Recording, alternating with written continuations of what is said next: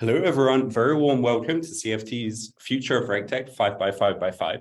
I'm really excited for the session today and jumping much deeper into the future of RegTech with our great experts today. Each expert presenting today has been an expert on CFTE's RegTech specialization.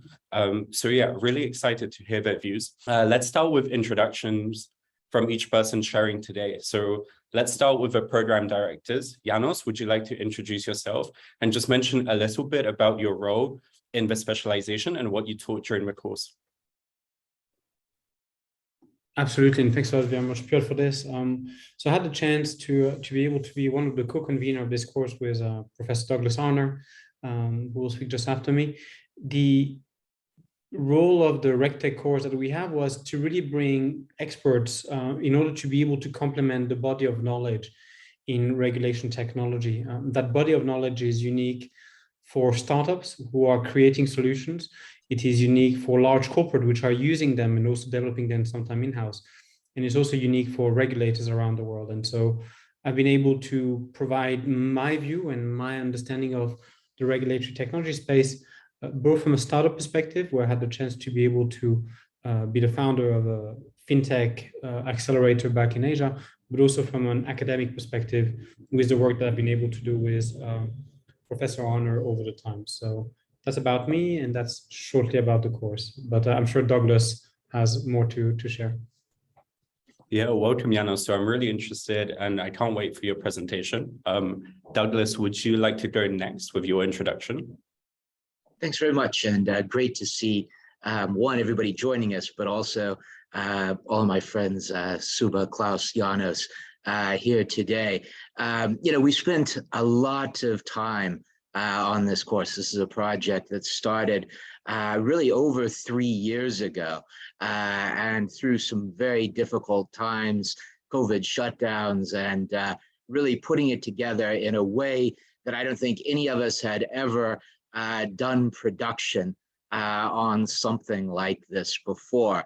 As Janos said, this is an area that we're all very excited about. It's something that, from the standpoint of technology has transformed finance, but really technology has been transforming both regulation and supervision over a period of about 3 decades as well. And I think in many ways, what the entire course is about is how we are using technology to build better regulatory systems, to build better financial systems. And as a result, it appeals to everyone in the financial sector who's trying to grapple with technology, everyone in the technology sector who is trying to grapple with regulation, and everyone in the policy and supervisory sector who is really trying to figure out how to make all of this work. Thank you so much, Douglas. So we're following the slide right now. Subbaiyan, would you like to go ahead next? Yeah, thanks. So hi, this is Subbaiyan. You can call me Subbu. So I look after products for regulatory reporting across Asia, right? So I'm honored to work with Douglas, Claus, Janos, and a couple of others in this particular project. So I talk about digital reporting and how the transformation of reporting has massively happened over the last 10 years, and COVID accelerated it quite a bit. And regulators are asking for more and more granular data, and RegTech is becoming one of the important pillars of both the financial institutions and the supervisory institutions, where data is becoming much more data centric, and the massive amount of data that is collected requires a lot of digitalization, requires a lot of improvement in the technology pillars of these institutions. So I'm really happy to share my thoughts in this course, and I'll pass that back to you. Thank you very much. Thank you so much, Subbaiyan. And last but certainly not least, Klaus, go ahead with your introduction. Thank you, Pieter. My name is Klaus Christensen, and I'm the CEO and co-founder of Know Your Customer. We're an award-winning RegTech company ourselves, and with my team, I've spent the last 7 years working with our clients on their digitization of anti-money laundering and KYC processes. We were privileged to gain insights into the AML and risk policies of a wide range of customers, tier 1 banks, payment companies, corporate services agents, and many other verticals sensitive to regulations. I'm the senior lecturer for the AML and client onboarding course in this specialization, and I'm teaching the roots of AML regulations today. I will discuss the different phases of client onboarding and the AML processes traditionally and in their digital form. And I will touch also on the future of the AML processes in this industry. We are only at the beginning. I'm very privileged and I'm very happy to work with this amazing team here at CFTE and with my co-lecturers and the organizations that is behind here. And I'm looking forward to interacting with everyone that's taking the course. Thank you. Thank you so much, Klaus. And I think even your introductions were already content rich and super interesting. So we're off to a great start. Welcome, everyone. It's really great having you here.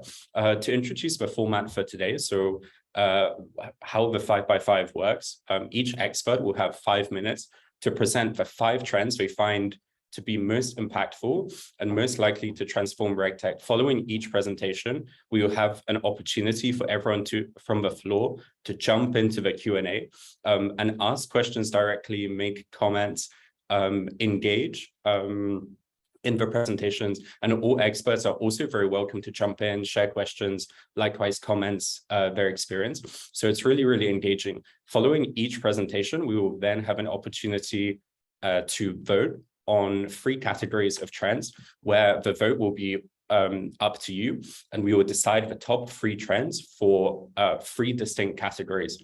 I think with that introduction made, Klaus will be presenting first. Klaus, would you like to go ahead? Yeah.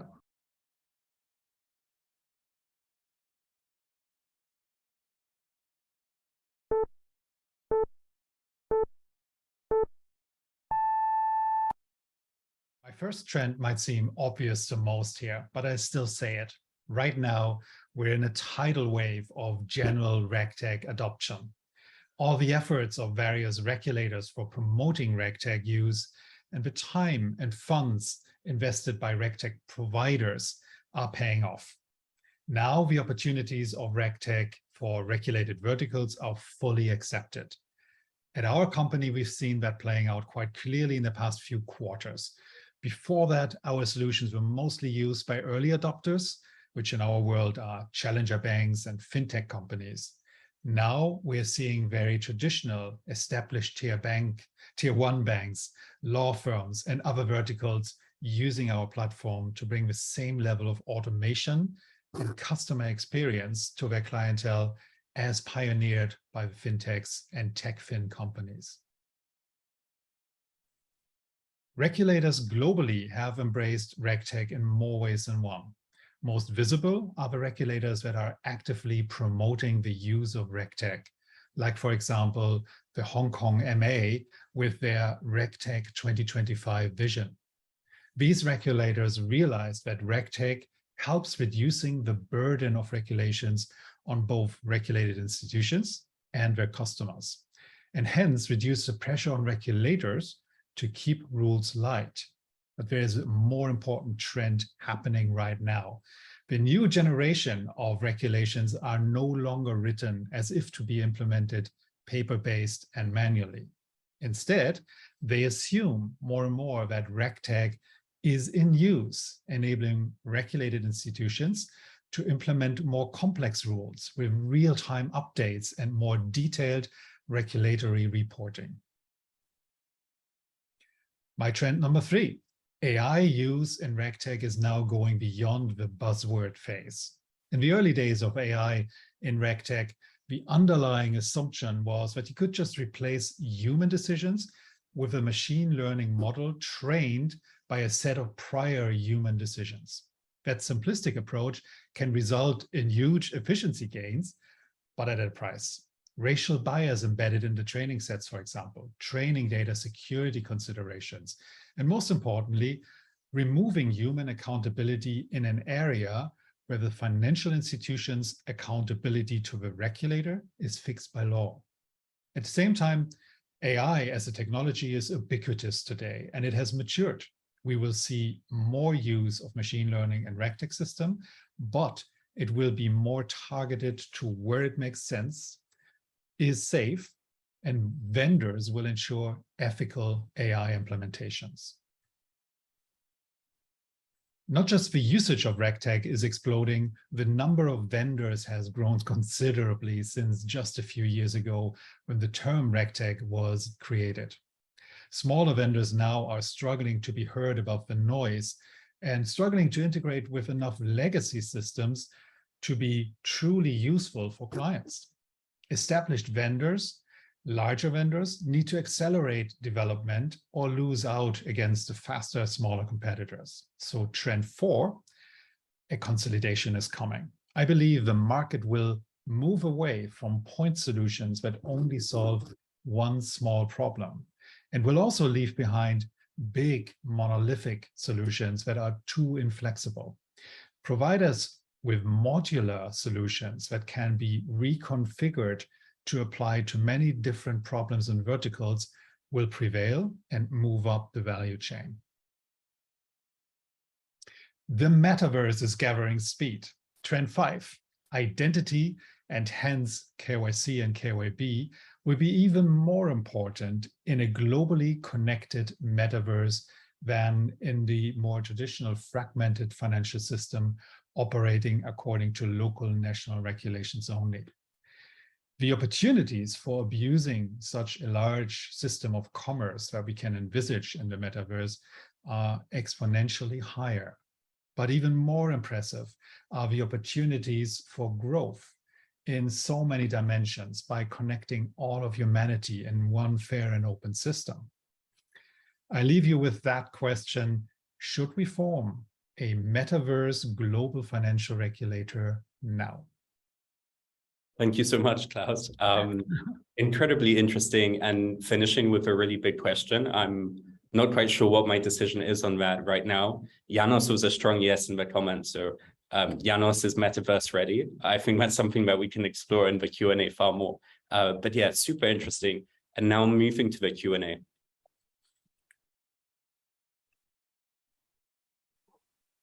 So for anyone on the floor, do feel free to comment and leave your comments in the Q&A also.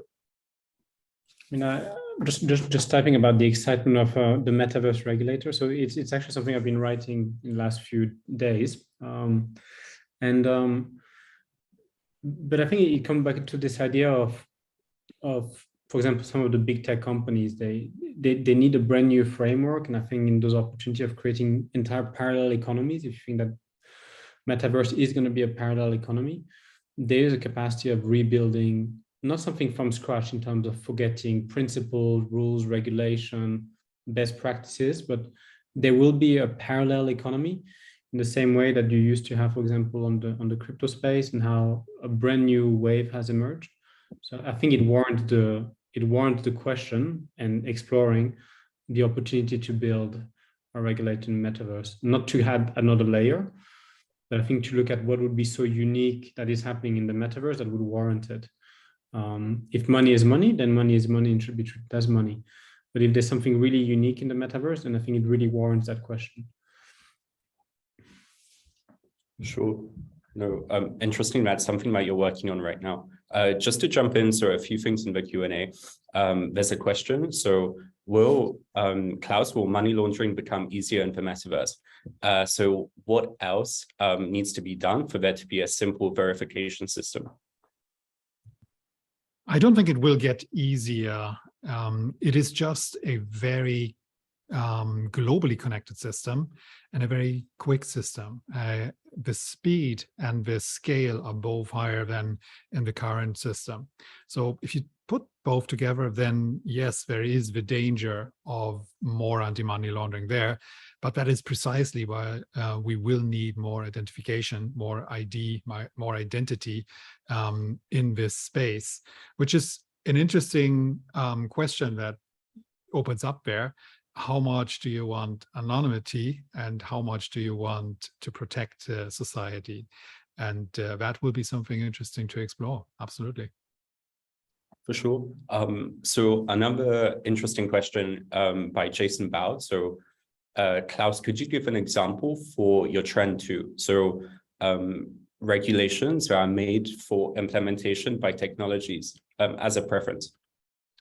I've not seen that so much in anti-money laundering regulation, actually, but think about the reporting requirements in the trading space. Those reporting requirements had previously been very high level, just accumulated numbers and risks and so on. They go much, much deeper nowadays. And you cannot deliver those real-time numbers every quarter or even every month without RegTech already in place. So that's one example where you see it. Sure. And one final question. So who do you think will be the winners following a consolidation? Well, there's a few components to who will be the winners, and I wouldn't name names at this point. It will be the more nimble ones, and that can actually be very large companies. Very large companies with very deep pockets and revenue streams have the advantage in acquiring smaller upcoming competitors, and they will do so. And you can already see that in the AML space. There have been a few acquisitions lately.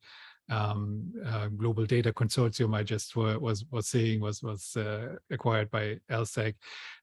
These sorts of things are already happening, but that only works if there is actually a cooperation with the newly acquired company. And I would say of the large companies out there that can acquire RegTech companies, they are very different in how innovative and how dynamic and how well they integrate new companies in this system. We have also seen that not working out, and then actually nothing happens.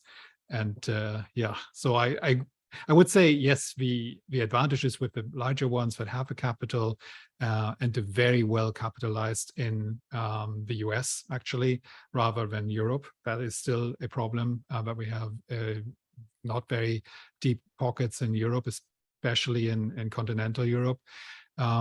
Asia can do it as well if they move away from investing in real estate to investing more and more in technology, and that is happening. So I see a big potential there in Asia to build RegTech companies from that. That's my answer. Yeah, no, great answer and well navigated also. But thank you so much, Klaus. Both the presentation and Q&A was incredibly interesting. Thank you to the room also. So some very good points. Next, so we're moving to Subbaiyan's presentation.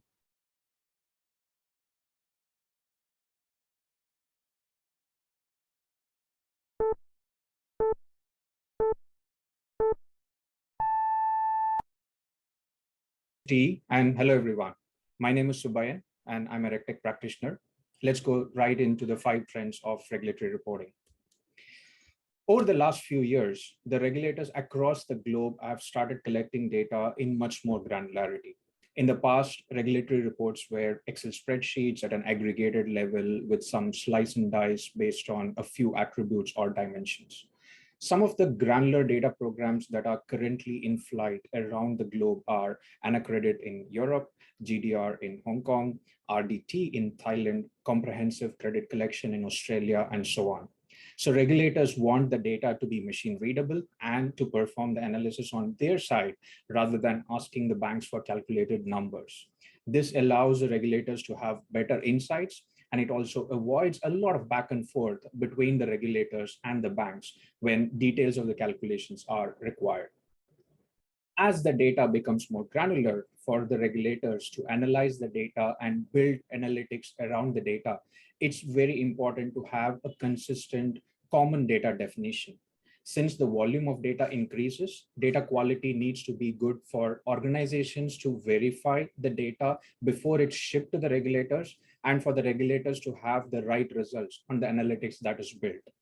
Regulators, software providers, and some of the organizations are working on establishing a common standard for data across multiple jurisdictions. Programs like DRR, BIRD, IREF are at a stage where the concept has been proven and feasible to be implemented. In the past, non-compliance meant non-submission or late submission. But today, and significantly more in the future, there will be fines for bad data quality and reconciliation issues within data sets submitted to the regulators. In most of the organizations, even today, the life cycle of data collection and submission is completely siloed. And the extent of the silos will depend on the size and the nature of the financial institutions. With emphasis on digital reporting, these silos will be broken. Data will be consolidated into an integrated platform and reporting, irrespective of whether it is aggregated or granular, it'll happen out of the integrated model. Organizations should now start looking at reporting data as an asset and not just as a tick box activity. Integrated, consolidated, validated, clean data set will provide great opportunities and insights for the stakeholders and the regulators to make more accurate and data-driven decisions. Having an integrated data will also mean that the data is reconciled by design. This will also avoid a huge manual effort that goes into reconciling the data from different sources, different departments. Following the trends like granular data, common data definition, these things will be possible only if the data is integrated into a single platform. Increase in granularity of data would mean shorter data preparation for financial institutions. So the regulators are now looking at collecting more on-demand data or reports from the financial institutions. Report submissions, both internal and to the regulators, usually had a lead time anywhere between days, weeks, and even months.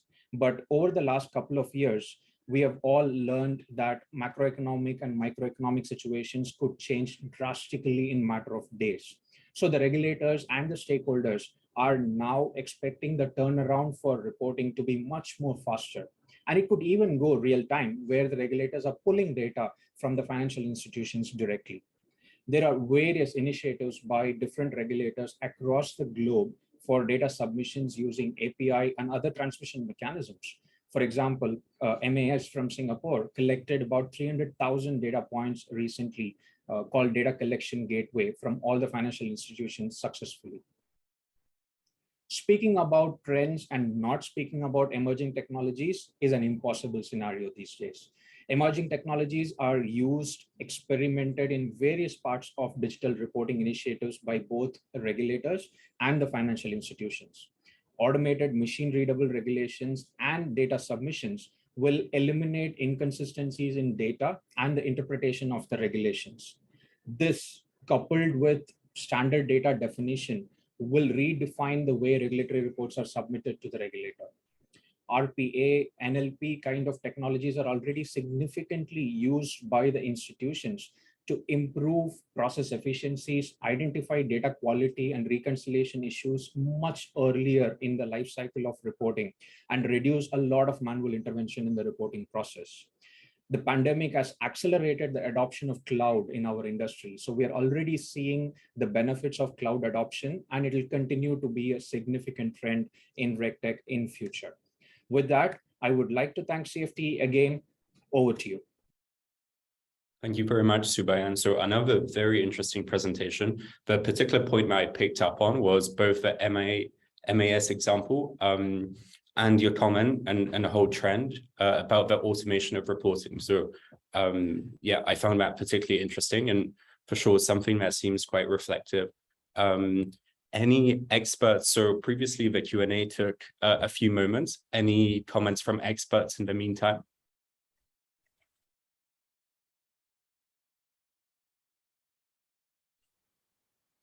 Yeah, I think very good points there. And Subba, I wonder, what are you seeing on the analytics side?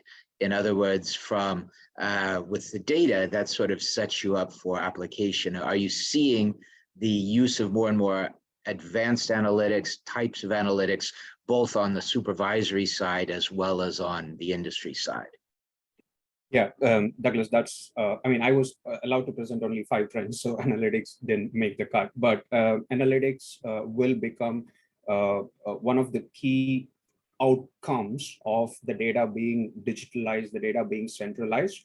And as you said, the analytics are now going to the supervisory side of things. So they're going to be able to do much more detailed analytics and slice and dice compared to what they were able to do before with aggregated data. So analytics will become part and parcel of reporting going forward. And analytics will also allow the stakeholders to make much more data-driven decisions much faster and react to COVID-like situations in a much more efficient way compared to the past. So yes, analytics is one of the important outcomes.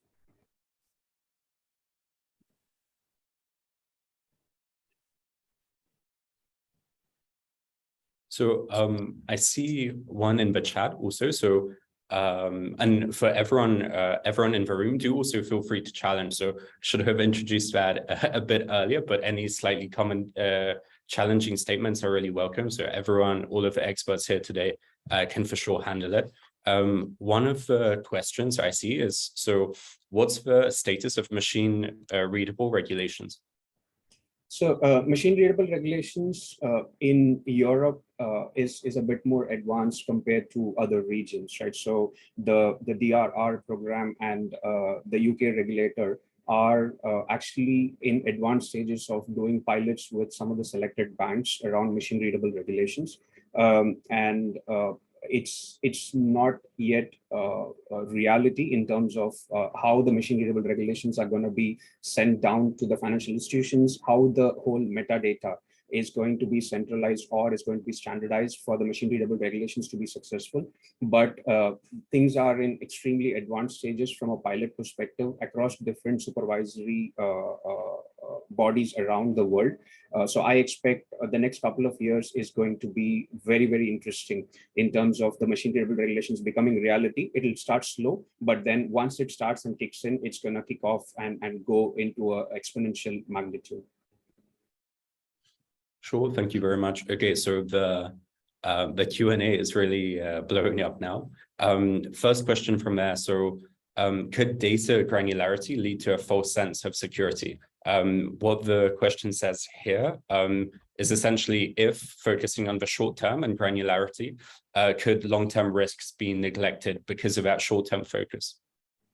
Yeah, so the answer is I don't think so, because it's not just the granular data that the supervisors are interested in. It's a combination of granular data plus whatever aggregations and calculations that are important that used to happen. For example, your RWA calculations is going to remain irrespective of what kind of granularity the data goes in, right? So I don't think it's going to create any false sense of security because it focuses only on the short-term risks. It's going to be a combination or a hybrid of short-term risks, which is an advantage now compared to before, and the long-term risks are going to continue to be monitored. So I don't think it's going to create a false sense of security.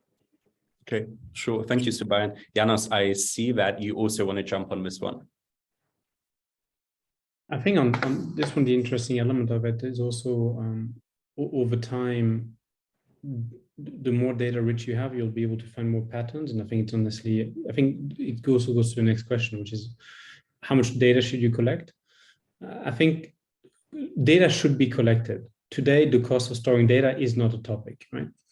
And so then finding the patterns, or at least having it as, you know, an auditing or forensic tool to be able to improve regulation models, etc., then you can do it. But I don't think granularity. Let's see about outcome, right? Because we automating things, we're trying to see it. But I think just from a forensic perspective, even from a research perspective, the collection should be done, and anyway has been done for a very long time. If you look at the securities regulator, that's just been collecting tons and tons of data. To use it or not, that's another point. But I think today, storing data and collecting it, there's no reason not to, provided that it follows privacy laws, et cetera, et cetera. Sure. And Subbaiyan, so Janos touched on it, but would you like to jump on that question too? So striking the right balance between collecting just enough data, but not all the data. Yeah, so like Janos mentioned, if we don't collect all the data, or if we don't collect as much as data possible, the regulators or the financial institutions will not know what can be done, right? So it has to be experimented, And that's what the supervisors are going through today. And it's been like really successful so far across different regions. So I think the right balance will continue to evolve. It's not like we have hit the right balance yet, but that's something that we have to go through as a community, as an industry. Without going through that experiment or without going through that process, we'll not be able to know what the right balance is. Sure. Thank you so much, Subbaiyan. And those will be all of the questions that we have time for on this one. Up next, we have Janos's presentation.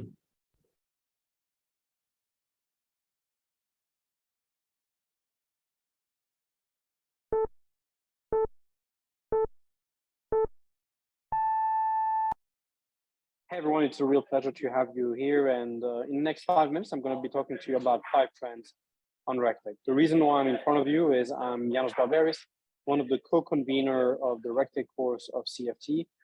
This has been done in collaboration with Douglas Arner, who is a professor of law at Hong Kong University Law School.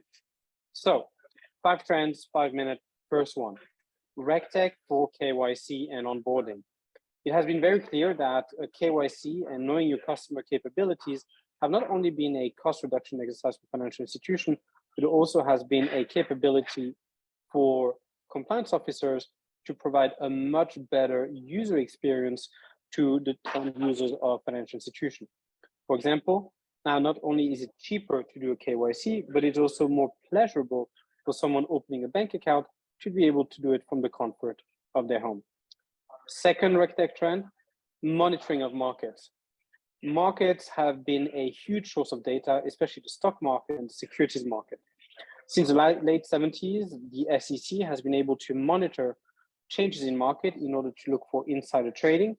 But in the last few years, as you've seen of the whole market turbulences, either because of COVID, because of inflation, because of the current war which are happening, markets have been highly volatile and therefore a source of sometimes insider trading. That capacity of being able to monitor market will provide to regulator a better capability to create more fair, efficient, and transparent financial market. Third trend, sustainability. With the rise of ESG, green finance, and sustainable finance, there are more and more financial institutions which are looking at really measuring their impact, but most importantly, the measurement. Is it a real impact?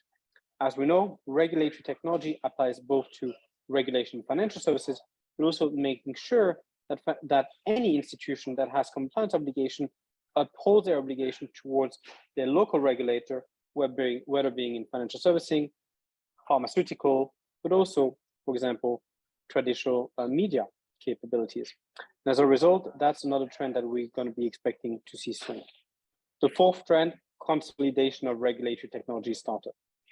Regulation technology is a $50 billion plus industries, and it's a very sticky revenue. In the last few years, there's been over 500 RegTech startups coming up, and we're currently observing a trend of consolidation, acquisition, M&As.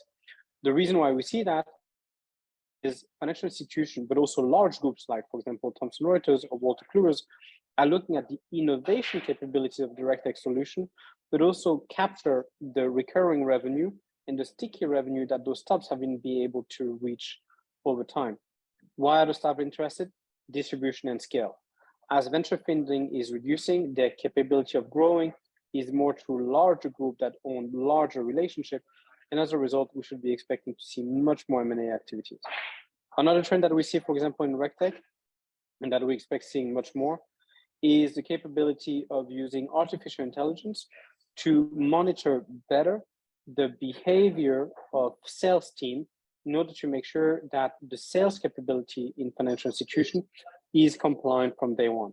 Therefore, a merging of the alignment of information between the back office and the front office should be providing both a more compliant financial institution, but also a better purchasing experience to end clients that want to buy a product in their financial institution. Finally, the last trend that I would recommend for people to look is monitoring the different news coverage currently happening. it has been very clear that since the US election, there's been a dividing or polarization of opinion around the world. Whilst not RegTech from a compliance perspective, clearly the capability of monitoring how information is being reported, in which tone, which audience, and which impact, has certain significant legal and financial consequences. And therefore, the capabilities of comparing news in real time and seeing how the sentiment of the public is being affected by the news is something we should be expecting to see much more going forward. I hope that those 5 trends have been helpful for you. I know that the team at CFTE will be asking you to vote for some of them, and I look forward to seeing your choices, but also hearing how you've learned from this course and how it allows you to be a better professional, regulator, or entrepreneur. Thank you so much, Janos. There's a question here fed by the team. I think it's quite interesting because an example could really contextualize. So in your slide on ESG, I'm interested, what's an example of a crossover, which is both RegTech and ESG? The example of eToro working now with ESG Book, which used to be Arabesque. eToro is a social trading app that allows people to buy stocks and investment products directly on an app. You can also do social trading, which is you buy the portfolio of someone else. But today, people want to make sure that that purchasing of stocks or investment assets are supporting nature or sustainability or any of the United Nations development goals. And therefore, they've overlaid the sustainability score of your portfolio. Very practically, if I was to invest in Shell or any mining companies, and that's only my portfolio, my score would be very low. But if I was to invest, for example, in a company that only does, for example, solar farming, even though still in the energy sector, this would be much higher. So that's an example of intersection around the financial technology, ESG scoring. Where does the regulatory side comes into? The regulatory side comes into reporting requirement. Certain fund managers have an obligation to have a minimum investment into ESG and sustainability related investments. They have a threshold to meet. And having a score allows them to say that their threshold has been met or not. Thanks. So a lot in the Q&A. I think continuing the subject of ESG, and I hope, so this question is quite broad. I hope you're sharp on your environmental science. I know we have well-rounded experts at CFTE, but so this question is, will there be a noticeable effect of green finance on climate change? I know Douglas did a great paper on this. Maybe Douglas wants to also, complement. My learning over the years is, if we start changing the way flows of entire financial markets start moving, then yes, we will have a change on the real climate. I think there was a startup that is very interesting. There was a startup called Doconomy. And what they were doing is they were a credit card that was looking at the carbon footprint of your purchases. More or less, if you're at Tesco, you do this. If you have a long-haul flight or short-haul flight, it was just looking at the carbon footprint. Now, this was a challenger bank with a debit card on top of it. And it got 10, 20, 50, 100,000 users, right? That's it. You're not going to change the world telling 100,000 people what is your carbon footprint. And then they went into corporate. They start selling to BNP. They start selling to Microsoft. So now their corporate expense card was also showing the carbon footprint. How many employees does Microsoft have? 280,000. How many employees does BNP have? 150,000. How many clients does BNP have? 15, 20, 30 million. So if you want to change the world, you need to change the way money flows. And you need it at that systemic level. I think a B2C company very rarely will be able to have that change. But Douglas, maybe you would like to also complement. Yeah, no, I'll just throw in, I think, 2 points there. The first is really from the standpoint of how do we decide what works? And from the standpoint of seeing basically reporting obligations and the use of RegTech basically to help implement and track what works, that gives us a potential tool to actually see what may help. But I think the key from my standpoint really is really transition, and that is innovation to really do energy, do transportation, do almost everything that we do in different ways. And the key to that is financing. And so from my standpoint, really the potential of green finance to have a major impact on climate change is really our best hope. It is the innovation that is key to actually addressing many of the biggest challenges. Will it work? Not necessarily, but I think it's our best shot. Thank you, Douglas, and well balanced also. So moving away from climate, there's a great question, which is, I think, useful for anyone just discovering or starting to dive deeper into RegTech. So here, what are the core drivers behind the RegTech market? So what drives growth? Cheaper, better, faster. I mean, I guess maybe Klaus or Suba, you have more, but like, it's, you know, it's cheaper compliance, better compliance, less human errors, and cheaper, better, and faster. Faster from a user perspective, and faster from a regulator perspective. I think, you know, the 2006, 2007 financial crisis, it took 3 years to really look into what happened, into granularity of information.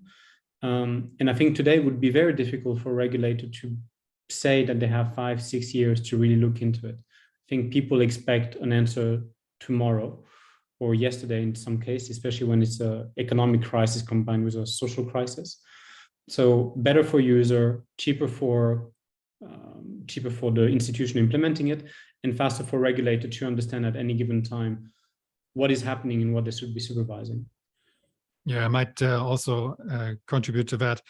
You're right, Janos, and I love those better, cheaper, faster slogans.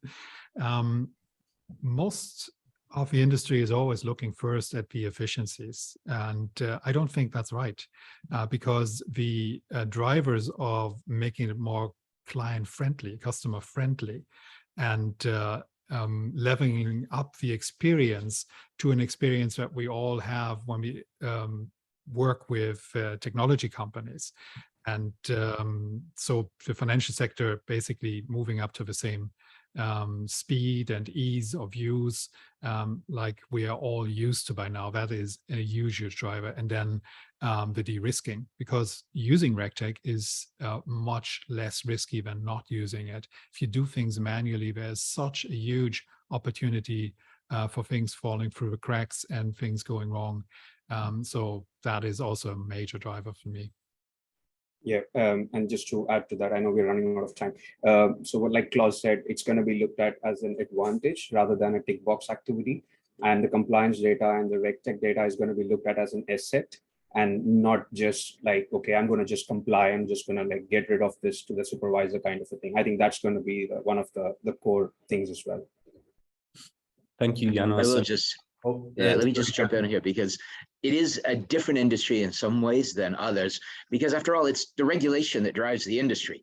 The more regulation you have, the more industry is going to have to spend on compliance. And increasingly, that means spending on technology. The positive aspect, as Klaus, Subu, and Janos said, is it's not just about complying with the regulations. It's actually about doing things better, cheaper, faster, and looking for new business opportunities, better ways to do.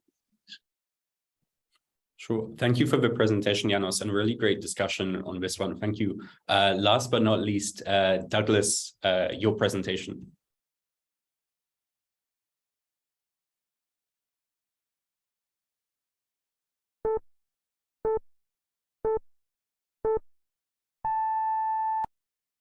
Hey, Hey everyone, my name is Douglas Arner. I'm from the University of Hong Kong. And when I think about the big trends in RegTech, SupTech, and digital financial infrastructure, I think the starting point is really that over the past decade or so, three big themes have dominated: the financial crisis, post-crisis regulation, and the application of new technologies. And when we think about these big trends, we have to realize that this decade of the 2020s is being dominated by three big themes: sustainability, technology, but transformative technology, and an ongoing tension between globalization and fragmentation.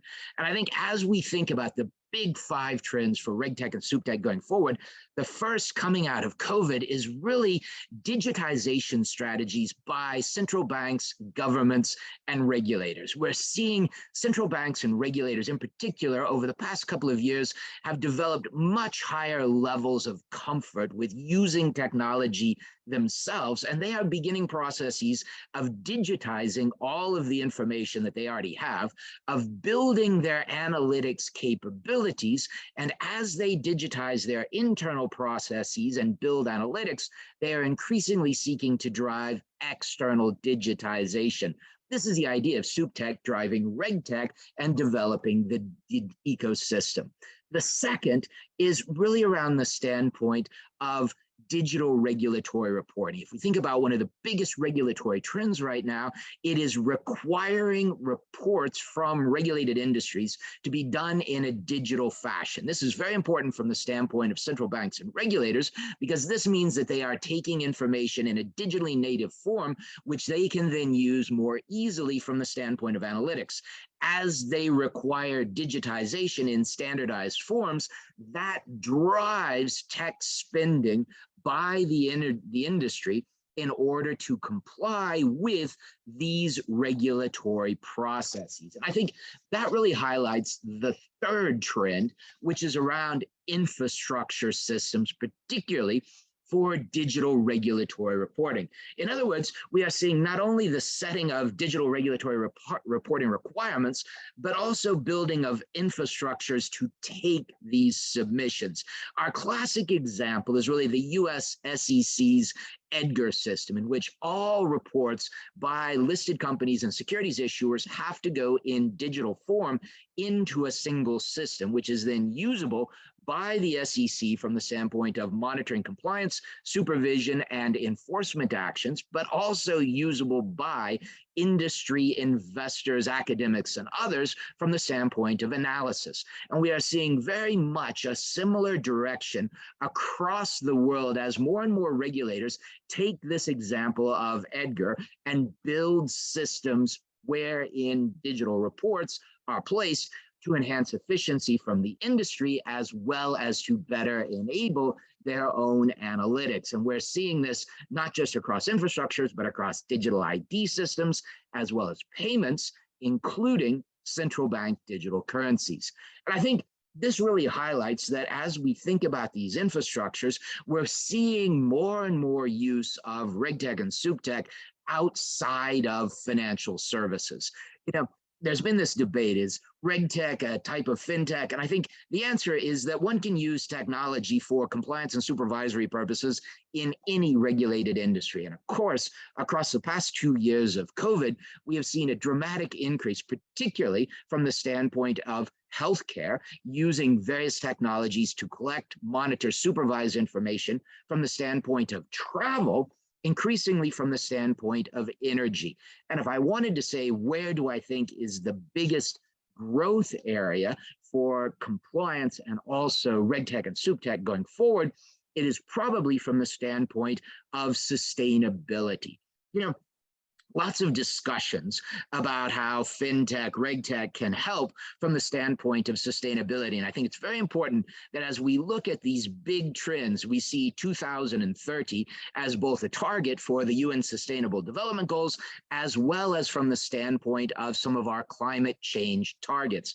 And one of the key issues is around data. And where we are seeing is an increasing movement towards the building of digital regulatory infrastructures for the submission of various forms of ESG data, along with other forms of financial data. And I think if we look at the example of ESAP, the European Single Access Point, which will bring together both mandatory digital disclosures under the various EU listing and securities laws, as well as under the EU's ESG taxonomy.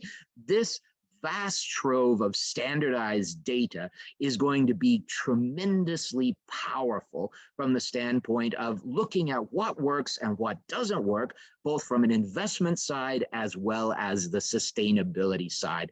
And looking forward, I think this aspect of RegTech is the one where we are going to see the greatest potential to transform our world. Thank you, Douglas. So for me, my previous understanding has been quite limited, but RegTech was quite closely tied into fintech, finance, and etc. So I found your point on sustainability particularly insightful, and really there being a scope which is much wider, and some of the growth coming from things like energy and sustainability, as opposed to my previous understanding, which was very closely tied to fintech, finance, etc. Super insightful. So just looking through the Q&A. So slightly more general, but interesting nonetheless. I see a point. So how will traditional regulations and will they be enough for crypto related to payments? So really RegTech and crypto. I think there are two sides of this here. And of course, in the context of crypto, one aspect where we're seeing a lot of RegTech development is really in the context of chain analytics, as well as around identity issues. And in some ways, it actually means that we're in a better position from the standpoint of tracking identity and transactions in that sort of blockchain DLT environment than in our traditional perspective. So I think that's a key starting point. Where we're also seeing more and more sort of development, I think particularly as a result of the past year's volatility in crypto and digital asset markets, initiatives that are more parallel to traditional finance. I think we're going to see more around reporting requirements. And as we see those reporting requirements, particularly ones that are embedded in systems, that will be transformative. The second, as some of our crypto things that are called exchanges, which aren't really what we might think of as exchanges in the traditional finance sector, as they build systems of analytics for looking at market manipulation, as they build sort of order matching systems for trading, all of these, this is where I think actually RegTech is going to be transforming the industry going forward. So I think in some ways we're starting with a better technological environment, but at the same time, we're at a very early stage from the standpoint of many of those regulatory obligations. But I think what we're likely to see is more and more of those regulatory obligations no longer sort of hovering in the air, but actually brought down to a mandatory. Sure. And on the subject of sustainability, so I really love this question. I want to add another part to it. So the question is, can RegTech be a greenwashing killer? I think since you already considered sustainability, my build on top of that would be, so can RegTech be a greenwashing killer, but also what would be your vision for that, or how you would see that done? Yeah, I think there's a whole lot to be said for the sort of ESAP style approach. And it's something that we could easily see in a number of countries. We could also even see it regionally. As we've seen with securities markets over really hundreds of years, you can never completely eliminate fraud, manipulation, no matter what sorts of tools you have from the standpoint of disclosure, monitoring, et cetera. But from the standpoint of sustainability, the data that we have is not very comparable. And so building a framework of having more comparable standardized data will go a long way in actually enabling us to actually answer questions. One, is this a good investment? And two, does it actually make a difference from the standpoint of our criteria? Or three, is it just a sort of greenwashing in order to basically sell a product or service to investors? And this is something that we've seen over really hundreds of years in finance. And so I think this really, the disclosure, the standardization, the frameworks for analytics are key. Sure. Thank you, Douglas. One more from the comment. So speaking of standardization also, this comment is around RegTech in developing economies and standardizing across, I suppose, across some of the more developed and still developing economies. Yeah, I'd be interested to hear your views on that. Yeah, this is something where it's kind of a mix between the two. We're seeing really globally in the context of these central bank and regulatory digitization initiatives, we're seeing lots of moves by emerging markets. And in some ways, it's easier because they don't have the sort of legacy environment that you're dealing with in a more developed system. And often there's really a possibility of leapfrogging. It's not unusual for me, maybe today a little bit, but if I was thinking 3 or 4 years ago, it wouldn't be unusual to meet with a central bank in a developing country and realize that they are actually taking not just analog reports, but handwritten pieces of paper that, for instance, give foreign exchange transaction records. And that is something where it's absolutely transformative to move from handwritten pieces of paper stuck in a ledger in a drawer to a digitized entry system where it is also driving the digitization of your financial institutions via the reporting requirement. So actually having a transformative effect both on the industry as well as from the standpoint of regulation. So, we're seeing it very much, not just across developed markets, but really across developing markets with lots of funding from international institutions like the World Bank, IMF, Asian Development Bank, and others. I'd like to add one point there as well. Emerging economies actually have a lot to gain from using more RegTech. Remember, RegTech, one of the better, faster, stronger, cheaper points is the cheaper point. The cost efficiencies mean that now a population and very small companies with very small transaction volumes and transaction values can now take part in the global financial system and international trade in a way that they couldn't do so before, because they were excluded because of a very large barrier of entry to connect to the system in a manual way. If you handle the compliance manually, that puts up a lot of cost, that puts up a lot of barriers to do that for these economies. So I think it's actually a big gain for emerging economies and all the players in there to employ more RegTech, and we see that happening at the moment. Think about onboarding for all the new payment systems that do this at scale. They help SMEs and very small businesses in developing countries to connect to a wider international market. Thank you, Klaus. And Janos, I see you have your hand up. Yeah, just very quickly about what Klaus mentioned about this, and take Indonesia. And we often talk about, banking the unbanked as a fintech opportunity, and sometimes it feels like, that easy sentence which no one can disagree on. But what does it mean for a regulator to have 10 to 20 million more people being financially serviced? Well, it's 10 to 20 million more people where something could go wrong with their money. It's 10 to 20 more million people that may raise a complaint to the regulator saying, where did my money go? And the regulator doesn't necessarily will increase their headcount by that amount proportionally, right?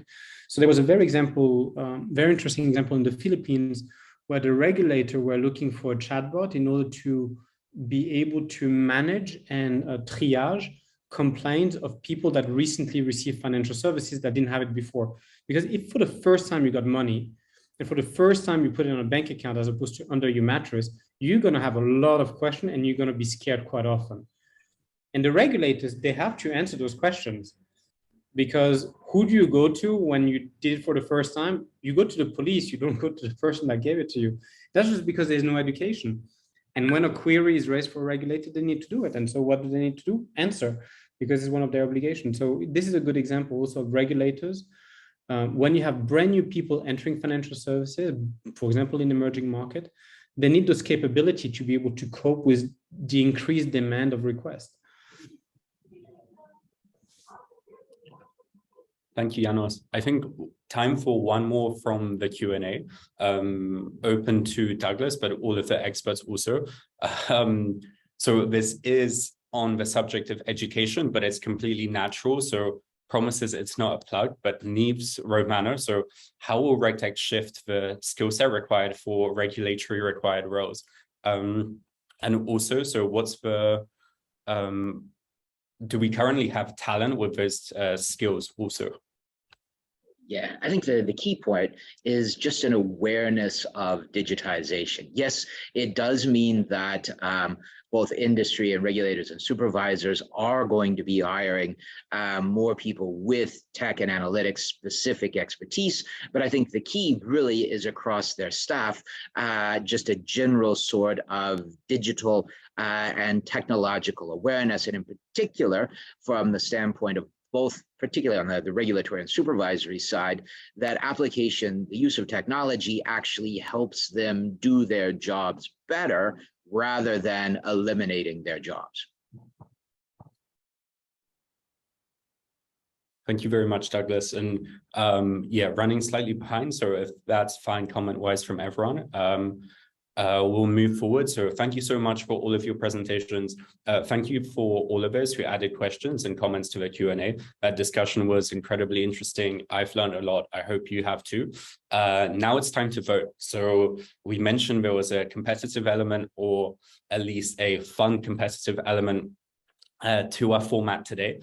So you now have an opportunity to vote on the top 3 trends. Our categories for today are, so most probable, in your opinion, from all of the trends mentioned by the experts, which is most likely to happen in the real world and soon? Best for society. So from the trends mentioned, which one has the potential to drive us towards a sustainable financial services, a sustainable future? And most disruptive. So for most disruptive, this would really be something novel that you wouldn't have expected at all, but is one of the trends highlighted by the experts. So in terms of format and the software that we'll be using, it's Slido. You should be able to use it quite quickly with a QR code on your phone. You can also head to Slido and use the hashtag RegTech. And you should see the vote here. And here we also have a breakdown of all of the experts and trends. So if you have a personal favorite, you can pick them, but the trends by Janos, Douglas, Claus and Subbaiyan also. So we'll just wait for a few minutes as people vote. As a side topic, since the authors of the course can vote, there might be insider voting. But if you do have the hashtag RegTech for Slido, CFTE should keep it, because that's worth a few million by itself. Because I could imagine any big conference, slido.co/RegTech, they would love to have it. So yeah, we're here early. We're here early. So no, that's so make sure to keep.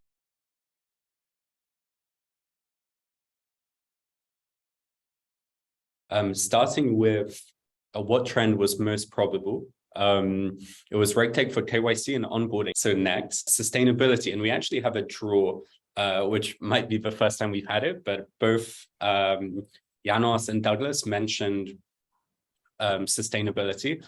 So that's a draw for both of those. So very last one, which trend was most unique or disruptive?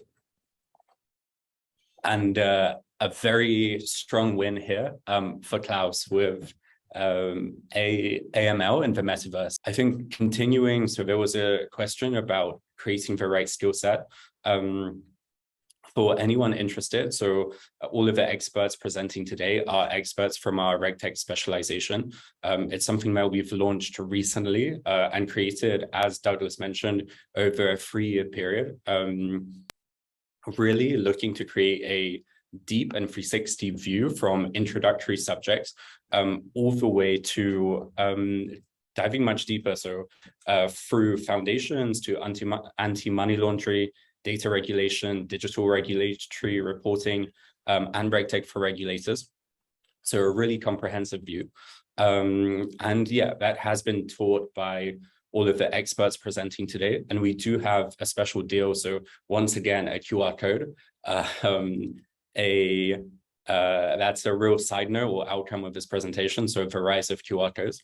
But yeah, since it's launched recently and as a special offer for everyone attending the session today, you can scan the QR code and get 30% off. So feel free to explore the course there.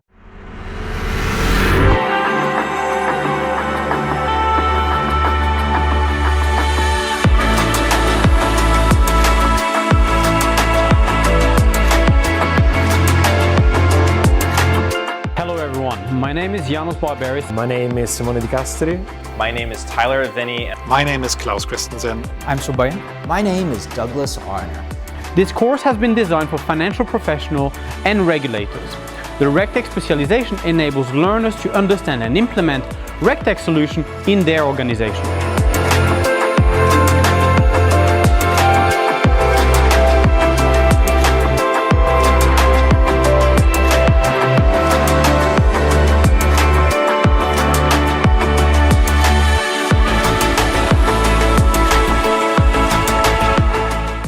The course you're about to see is taught by world-class academics, head of businesses, and startup founders.